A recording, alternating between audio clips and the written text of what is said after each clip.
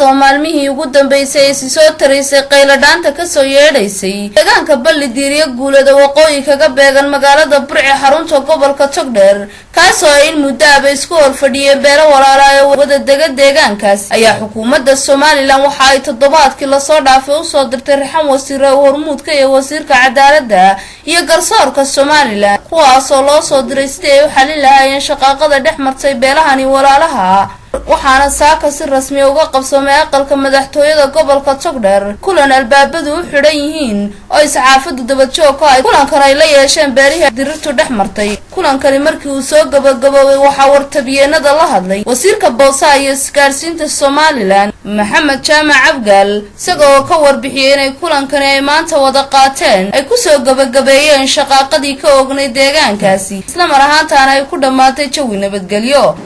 inta ka bacdi waxaanu maanta markaa ku dhawaaqay labadii beelood marka xaaladii meesha ka taagnay runtii waanu soo gabagabaynaa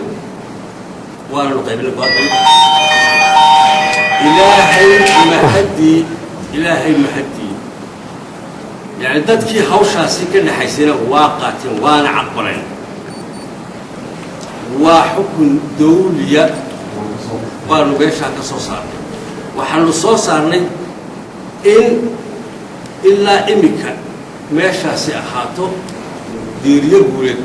xoolo daaqsin ah geesta kalena shir jaraa'id ay maanta si wada jir u qabteen odayaasha waxgaradka iyo xildhibaanada ka soo jeeda beesha Cabdalla Arab kuwaasoo kamid ah beelihii ay shaqaaqadu ku dhex martay deegaanka Ballidiiriye Guuleed oo waqooyi kaga beegan magaalada Burco waxaanay sheegeen inay ku gacan saydeen go'aanka ay qaateen raxantii wasiirada ee loo soo diray inay soo afmeeraan shaqaaqadani waxaanay odayaashan waxgaradka iyo xildhibaanadana ay tilmaameen go'aankan ay goosteen wasiiradu inaanu ahayn mid xaq ah mar ahaantaana aanay marnaba aqbalaynin haddii aanu mid ka hadhaynin waa siday hadalka u dhigeen iyagoo baaq u diray xukuumadda Soomaaliland inay si dhaqso arrintan u soo farageliso haddii aanay waxba uga qabanay nabadu faraha ka bixi doonto oo ka hadlaya arrimahaasi waxay yiraahdeen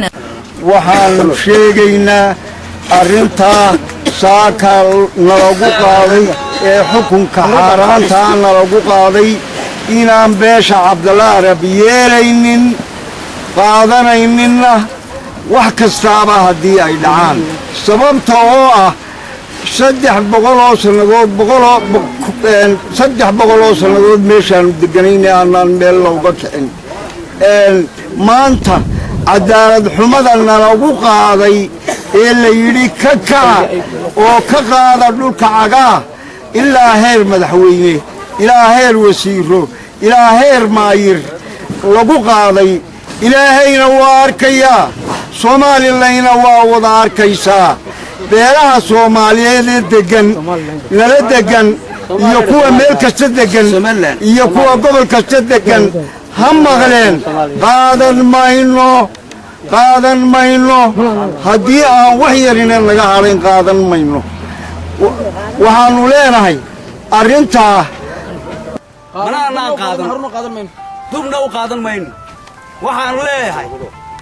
arinka dhamaan maamulku dub ha uga noqdeen ha ka taxadiraan wax dadka u dhaxeeya soo saaraan anaguna aan ku dagaalameyno ku marayno hadii la jooji waayo arrinka ilaa beesha Soomaaliland ummadda Soomaaliland in ay maanta arrinta halkan ka dhacday ee ay wasiiradu ay la yimaadeen ay tahay tii ummaddu ay isku dili jirtay madaxweynuhuna uu og yahay xaaladda taagan iyo waxa socda in hadii ay bakuuro yahay arrinkaasi uu yahay arrin dagaal lagu ogaayo oo ummadda reer Soomaaliland wixii ay soo halgantay ee midnimadeeda ay soo dhimatay maanta lagu wiiqayo ayaan u aragnaa waxaanu leenahay hadii mudane madaxweyne warqadan baad ku taala laga been abuuray oo aad ogtahay arrintan soo fulisay inaad degdeg uga noqoto hadii aanay ahayna wixii arrinkan keenay ee wasiirada ahaa in aad talaabo degdeg aad ka qaado waxa weeyaan waxa lagu wiiqayaa qarannimadii Soomaaliland wixii aynu soo halganay 22 sanadood ee caalamka tusayna waxa